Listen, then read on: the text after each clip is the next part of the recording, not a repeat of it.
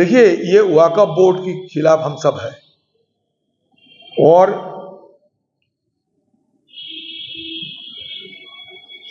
ये मजाक हो रहे हैं हमारे देश की संख्यालघु की खिलाफ।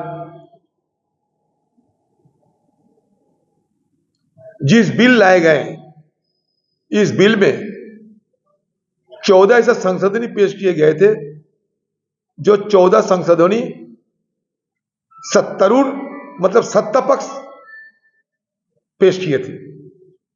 तो देखो, सत्ता पक्ष की जो 14 संशोधनी थी, वो 14 संशोधनी पास हो गई और विपक्ष की तरफ से जो 44 संशोधनी दिए गए थे, पेश किए गए थे, वो सब नाकार किए गए। इसका मतलब यह है कि जेपीसी के गठन में एक तो चेयरमैन सत्तारूढ़ पार्टी के होते हैं और उनकी संख्या ज्यादा रहती है। इसका मतलब संख्या की बाहुबली में ये आज की जो जेपीसी, जो वक्फ बोर्ड के लिए बनाए गए थे, उस जेपीसी को मर्यादा नहीं बची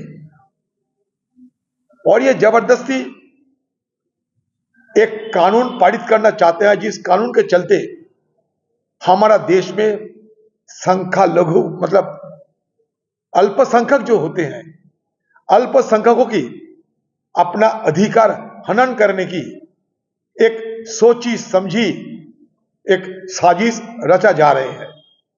हमें यह देखना चाहिए कि इस तरीके की कानून हमारे संविधान में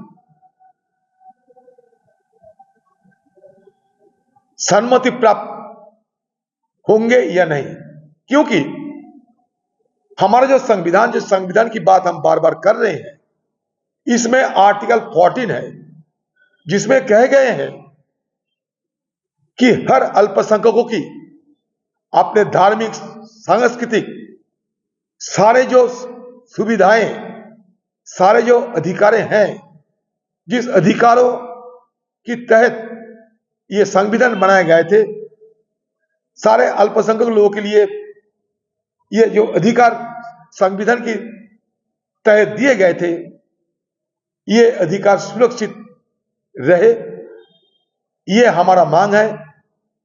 लेकिन बीजेपी पार्टी वो किसी हालत में हमारे देश में सिर्फ चुनाव में जीतने के लिए ध्रुवीकरण की सियासत तो करते रहेंगे।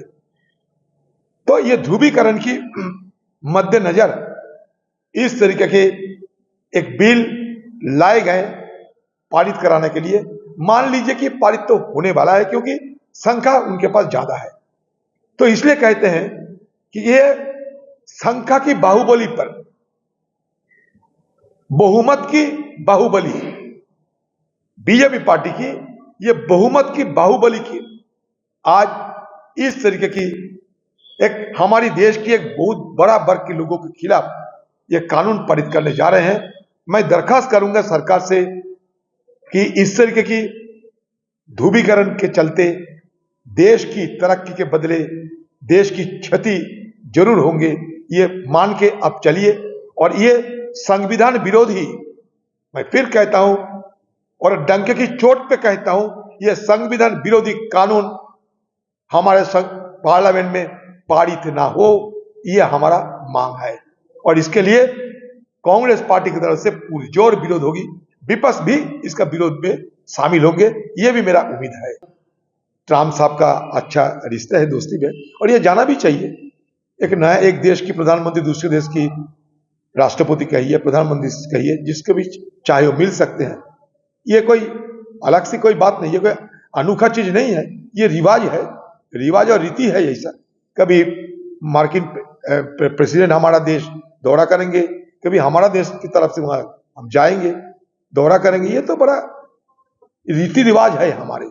हम तो चाहते हैं कि दुनिया के हर देश से हमारा ताल्लुकात अच्छा हो, हमारा देश सुरक्षित रहे और हमारा देश की तरक्की हो, विकास हो, ये हमारा सबका मांग है।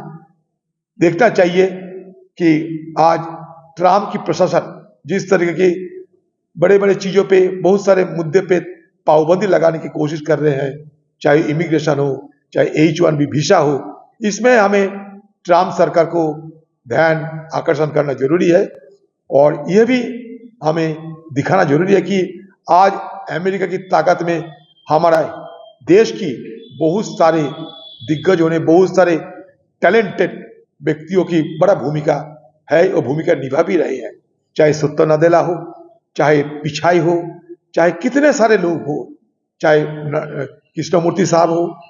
आप देखते हैं कि आज दुनिया की जो तकनीकी जो रेवोल्यूशन हुई है, जो तकनीकी बदलाव आज दुनिया में हो रहे हैं, उसमें हमारा देश की जो भागीदारी वो बड़ा अहम रह गए। দেখুন, এই পশ্চিমবঙ্গে যে নির্বাচন হয়েছে সেই নির্বাচনে হয়েছিল সাম্প্রদায়িক মেরুকরণ। বাংলার মুখ্যমন্ত্রী তিনি দাঙ্গা লাগিয়েছেন শতপবিত্র হয়ে পরিকল্পনা করে। আমরা তার সাক্ষী বহরমপুর লোকসভায় শক্তিপুরে তিনি দাঙ্গা লাগিয়েছিলেন তার দলের এমএলএ কে দিয়ে। তার দলের এমএলএ সরাসরি টিভিতে সে কথা বলছে। ওদিক থেকে মোদি, এদিক থেকে দিদি, উভয়ে এই বাংলার রাজনীতিতে সাম্প্রদায়িক মেরুকরণকে অনুপ্রবেশ করালেন।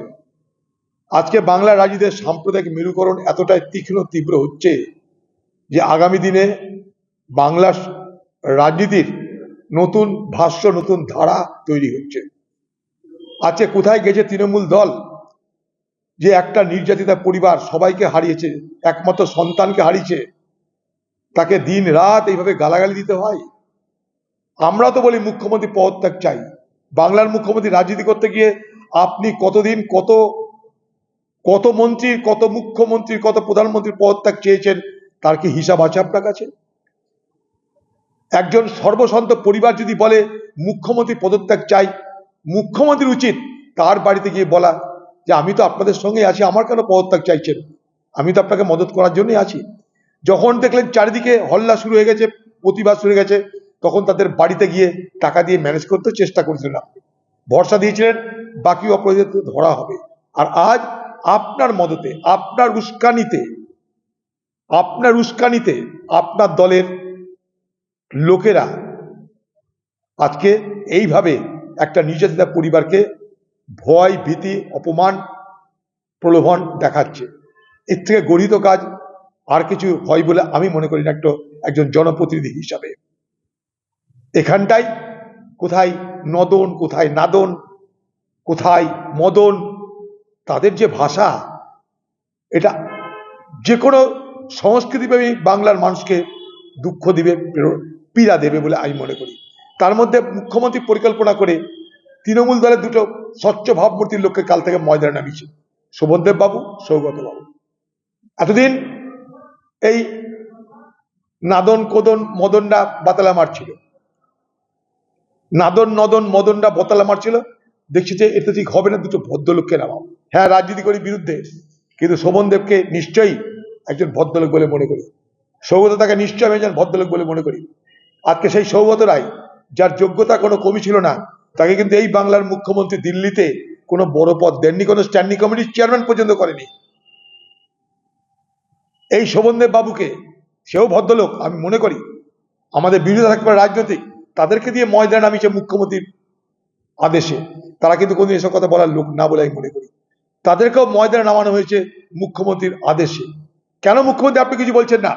যদি আপনার মনে হয় তারা টাকা খাবে, তারা পয়সা খাবে, আপনি কেন টিভিতে এসে বলছেন না?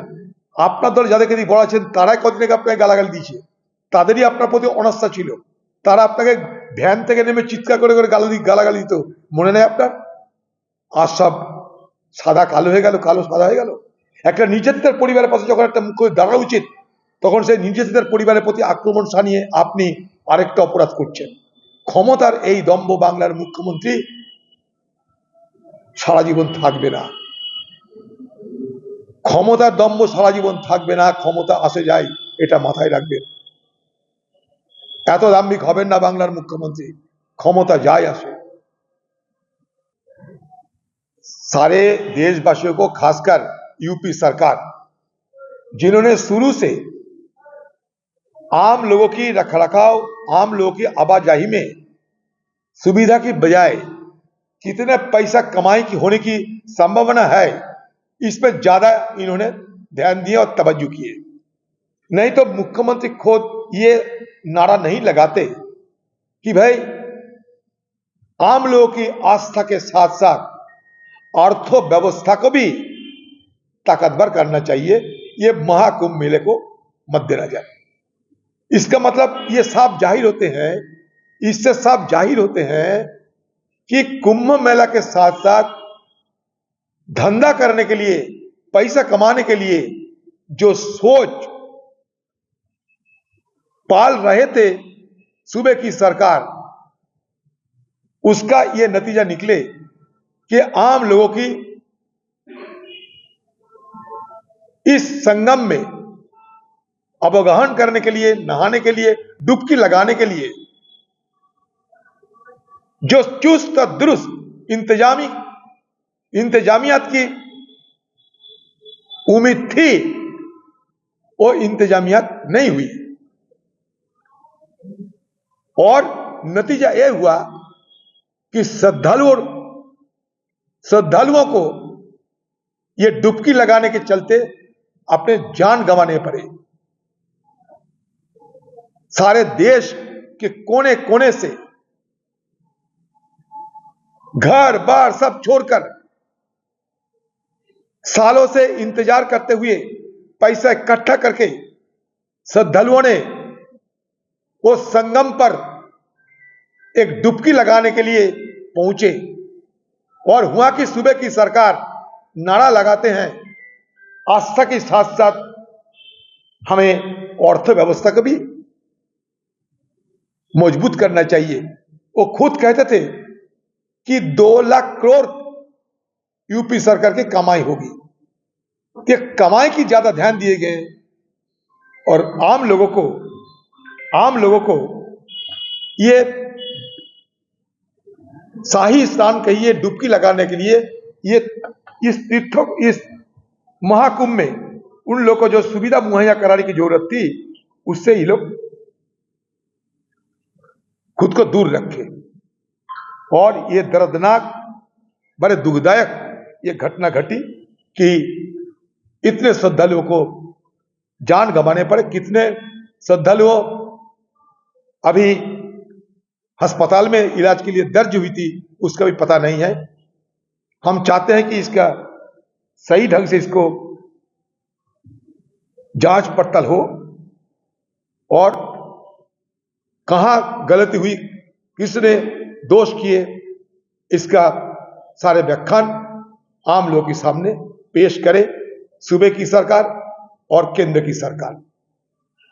वीआईपी को ज्यादा ध्यान दिए गए, वीआईपी वालों को ज्यादा ध्यान दिए गए थे। वहां दिल्ली से उड़ करके मंजिलगढ़ आ रहे थे, उनको रखरखाव में ज्यादा तवज्जो दिए गए थे। इसका जरूर विचार होना चाहिए। ये बड़ा गलत काम हो चुके हैं। हमें बड़ा दर्द महसूस हो रहे हैं मुझे। अरे गुली चलबे, गुली चलबे, गुलीते मरबे, मद হবে, जुआ হবে, এটা বাংলার এখন নিত্যনৈমিত্তিক ঘটনা। এটা কোনো খবর নয়, এখন এটা প্রতিদিনের আমাদের জীবনের অভিজ্ঞতা। এগুলো আগামী দিনে খবরের মধ্যে থাকবে না। আজও গুলি চললে খবরের মধ্যে থাকছে, আগামী দিনে এটাই আমাদের জীবনের নিয়ম হয়ে যাবে বাংলায়। এগুলো কোনো খবরের মধ্যে থাকবে না। যেমন দুবেলা ভাত খেতে হয়, ব্রেকফাস্ট করতে হয়, স্নান করতে হয়, এগুলো সেই রকম অ্যাজ ইউজুয়াল হয়ে যাবে। আমরা ইউজ টু হয়ে যাব আর কিছু দিনের মধ্যে। আর কত খবর হবে গুলি চালানো? সরকার কোনো বুককে বাঁচে? সরকার জানে আমার যাই হোক তাও ভোট আসবে, জিতবো, ক্ষমতা বলবো, যা খুশি হয়ে যাবে। না তো একটা নির্যাতিত পরিবারের মা বাবাকে এই কেউ ধমকি দেয় দরকারে ভোটে দাঁড়ান? আরে সবারই জীবনে ভোট শেষ কথা নয়। তোমাদের জীবনে ভোট শেষ কথা হতে পারে, সকলের জীবনে ভোট শেষ কথা নয়। বাংলার মুখ্যমন্ত্রীকে আমি দাবি করব, আপনার দলের এমএলএদের, মন্ত্রীদের এই ধরনের অশোভনীয়, অপমানজনক একটা নিজেদের পরিবারের প্রতি যে তাদের প্রদর্শন যে ভাষা, তার জন্য আপনি ক্ষমা চান। আপনার ক্ষমা চাওয়া উচিত। একজন মহিলা আপনি, এটা মাথায় রাখবেন। চিরদিন কাহারও সমান নাহি যায়, মনে রাখবেন মমতা ব্যানার্জি।